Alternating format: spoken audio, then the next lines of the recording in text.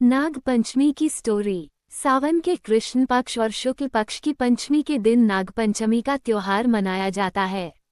10 जुलाई को सावन शुक्ल पंचमी को बिहार, राजस्थान, बंगाल, ओडिशा में नाग पंचमी का त्योहार मनाया जा रहा है, जबकि देश अन्य भागों में 25 जुलाई सावन कृष्ण पंचमी को नाग पंचमी मनाई जाएगी।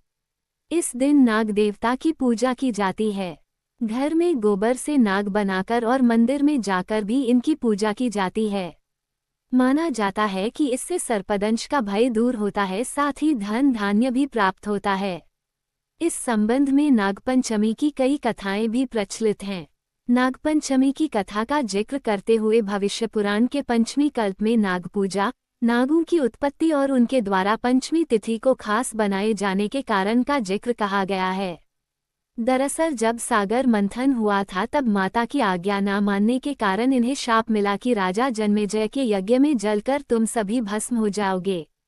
तब घबराए हुए नाग ब्रह्मा जी की शरण में पहुँचे। ब्रह्मा जी ने इन्हें बताया कि जब नागवंश में महात्मा जरत्कारु के पुत्र आस्तिक होंगे वह आप सभी की रक्षा करेंगे। जिस दिन ब्रह्मा जी ने नागों को रक्षा का उपाय बताया था वह पंचमी तिथि थी।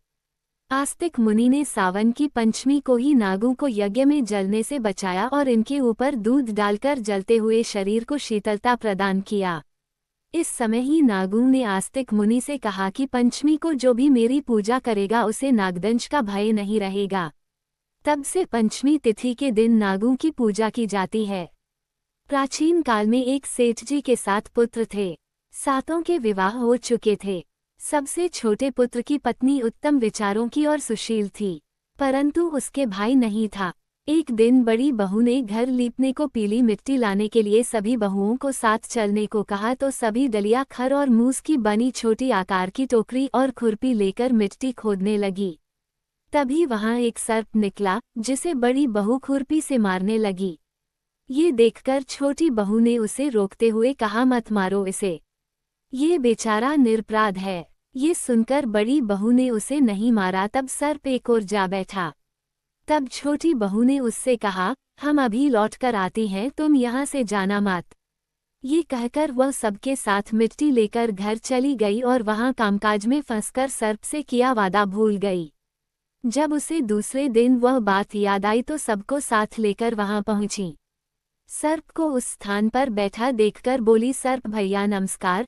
सर्प ने कहा, तू भैया कह चुकी है इसलिए तुझे छोड़ देता हूँ, नहीं तो झूठी बात कहने के कारण तुझे अभी डस लेता। वह बोली, भैया मुझसे भूल हो गई, उसकी क्षमा मांगती हूँ। तब सर्प बोला, अच्छा तू आज से मेरी बहन हुई और मैं तेरा भाई हुआ, तुझे जो मांगना हो मांग ले।